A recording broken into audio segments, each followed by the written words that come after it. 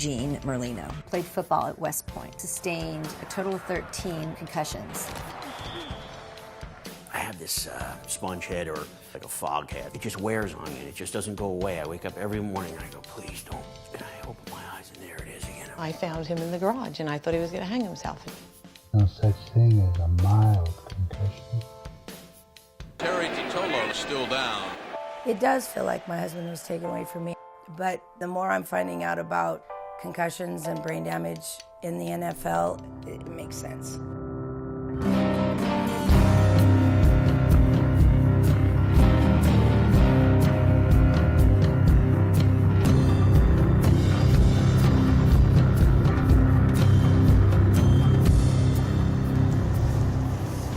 There she is. I could have walked right to here. What the hell? No, wait, get over here. I like her chasing me around too. Never a bad thing having a blonde chasing you around. Don't marry one. I'm married too.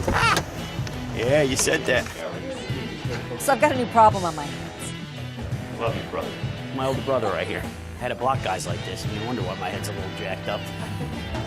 Gene and Terry, two guys with both severe post-concussion and addiction issues, have become the two desperados here at P.A.S.T.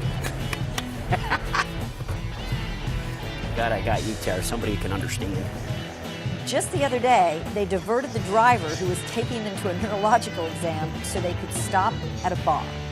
You went to a bar before a neurological exam. That's just brilliant. I'm a bad influence. I'm a bad Seriously? influence. You're, Come on, man. He's having some fun. Come on. you're like children. I can't. It's all good fun. If you can't have fun, what the f*** is the sense, you know? Well, it's great that Gene has been able to bring Terry out of his shell.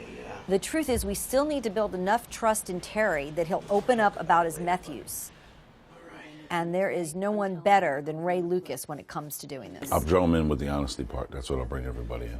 Yeah, if he can begin to understand that a lot of that could be attributed to his Head health. injury. Yeah, if he could wrap his mind around that, I absolutely think that it will even help him get better faster. You guys have all sustained documented head injuries, okay? You know, if it's frontal lobe damage, one of the big centers that gets damaged is impulse control. That's what we're talking about here. You know, looking to medicate the brain, whether it be with, Coke or pills or whatever. Impulse control. There's no filter there. You know, with our head trauma, we do things that we don't even understand. So how do you expect your wives, your girlfriends, your siblings, your daughters, how do you expect them to understand? For me personally, I was taking anywhere from 50 to 60 Vikes, Percocets, Oxy, Roxy a day. And when I first got to Jen, I remember telling her that I was taking maybe 10 a day, which is really not, it's pretty stupid, but I was ashamed because, I didn't want to tell her how bad I really was. This is a place where we tell each other how bad we really are. That's why the process works. It's us. We support each other. And that's how we get through.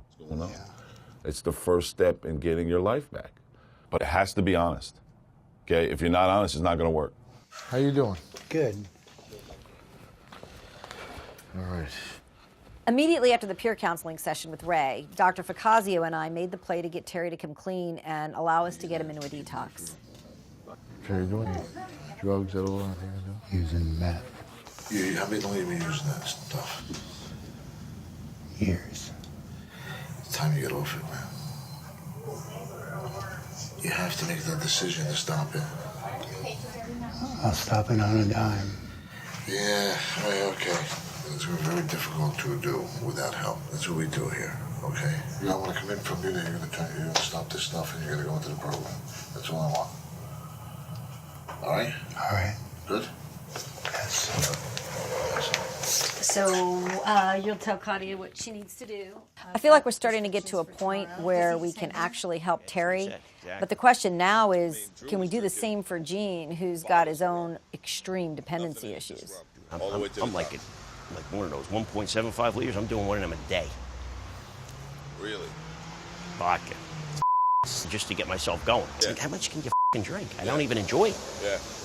But if I stop, I tighten up and I curl up on the couch. I can't move. Yeah. A guy who drinks at the level that Gene drinks, you can't safely just say, hey, stop drinking.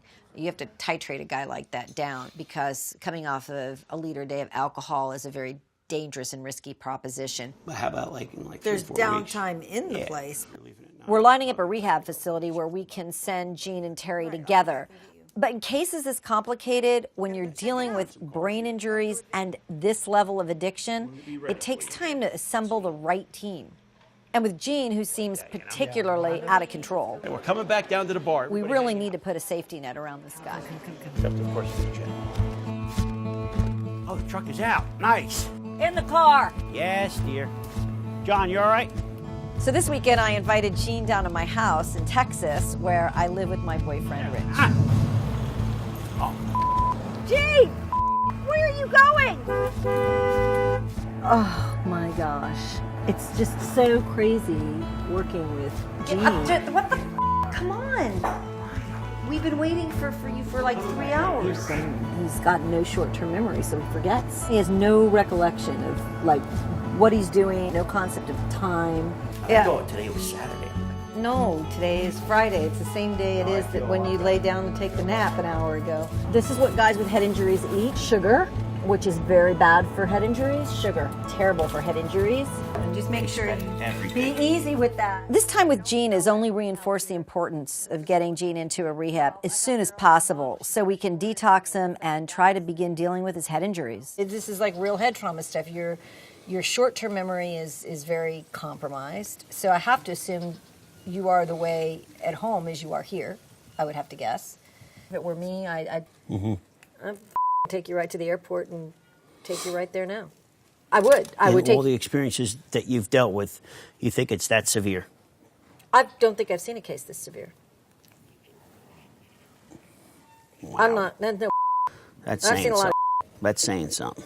Okay, so Tuesday or Thursday, whichever day the doctors can do it. Wherever you could do it. I don't care what you make. Whatever time you make it, we'll make it work. It's that important.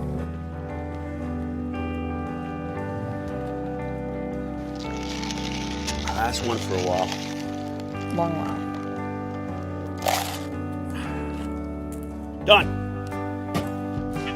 Hey, Ray, I'm in the car with Gene and Terry, and we're on our way to the facility. Awesome. The evening is going to start to begin.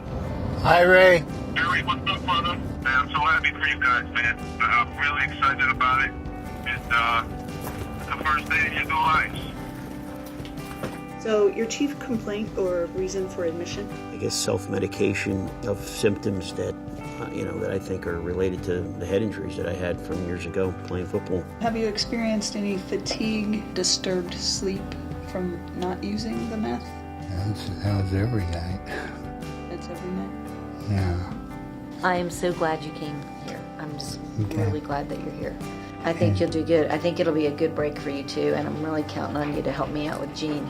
I think that's what I'm here for. It could be that's what you're here for. I think that may be why you're here, too. I mean, you guys will help each other, but you're a good team. We're off and running. I don't want to be that guy that's got this CTE that is now taking over me. I want to take over it.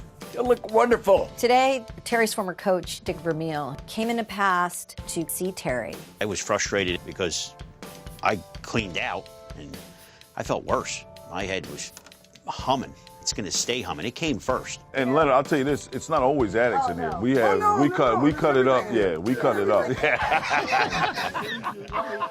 For me to see those 5 guys in that room come back to the fraternal order that we come from, that brotherhood that we come from, was huge for me.